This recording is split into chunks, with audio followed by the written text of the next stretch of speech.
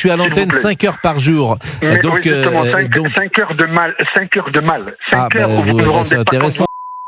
J'ai l'impression que vous êtes le seul en France qui ne savait pas que vous êtes vraiment quelqu'un nuisible dans ce monde-là de la presse. Vous êtes nuisible, je vous le dis, devant les millions de gens qui nous écoutent. Et bien, Changez écoutez, de créneau. Pascal Praud se prend les foudres d'un auditeur qui l'accuse d'attiser la haine, d'être le porte-parole de l'extrême droite française et d'être un militant déguisé en journaliste. Un moment d'humiliation où le journaliste bégaye et semble perdre ses moyens.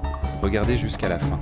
J'ai l'impression que vous êtes le seul en France qui ne savait pas que vous êtes vraiment quelqu'un nuisible dans ce monde-là de la presse. Vous êtes nuisible, je vous le dis, devant les millions de gens qui nous écoutent. Et bien, Changez écoutez, de créneau. eh Le bien, musulman, vous allez. Est-ce que vous ne savez, me sentez pas ce matin un peu responsable? Je suis désolé de vous le je dire. reçois beaucoup d'amitié, de témoignages de musulmans. Si vous saviez combien je reçois de témoignages de musulmans qui me disent, Pascal, vous avez raison, battez-vous contre l'islamisme.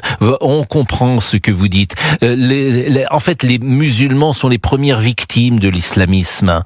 Bien souvent, monsieur, pour ne pas dire toujours. Mais vous, manifestement, il y a une ambiguïté sur vos professions. Il y a, parce que peut-être, effectivement, je me sens victime de l'extrême droite. Je me sens victime des outils de l'extrême droite.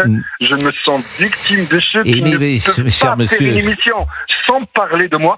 Écoutez, il y a 2 jours, vous parlez il y a beaucoup d'émissions, on parle pas de vous, rassurez-vous. Il y a 2 jours, vous parlez du décès du pape François, que moi j'estimais beaucoup en tant que musulman, parce que quelqu'un qui avait cette envie de discuter avec les autres religions, et d'un seul coup, vous passez à l'islam. Je comprends pas.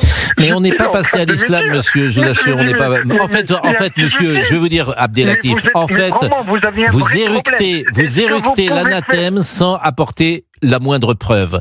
Donc moi, je vous le répète, je fais 4 heures d'émission, je crois, par jour. Croyez-moi, si j'avais une phrase qui aille contre les musulmans, je serais déjà condamné pour ça. Je m'aperçois que depuis 10 ans que je fais cette émission, personne n'a porté plainte sur moi. Il n'y a pas une phrase, sans doute, qui tombe sous le coup de la justice. Et la règle, pour vous, pour moi, c'est la loi française. Donc, je vous remercie, Abdelatif. Vous pouvez venir sur notre plateau si vous le souhaitez. Mais vraiment, vous pouvez venir. On peut discuter pendant des heures. Il n'y a absolument aucun souci. Nos positions sont très claires. Nos positions sont très claires.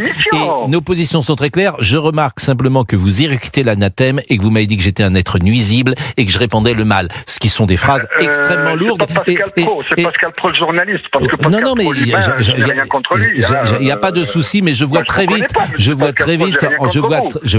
en tout cas, comment vous pouvez vous mettre en place et les mots qui sont les vôtres. 11h50, cher Abdelatif. Et je vous ai donné la parole pendant 20 minutes. Donc, vous êtes très gentil. Merci beaucoup. Merci beaucoup. Et je vous remercie grandement et vous pourrez intervenir. D'ailleurs, ça ne changera rien. Abdelatif, il intervient régulièrement. Donc, mais on voit bien la difficulté parce qu'on te prête. En fait, ce qui est difficile, et on va conclure avec ça, Gilbert Collard, mais vous avez fait de la politique pendant des années. La difficulté, c'est qu'on te prête des mots ou des pensées que tu n'as pas.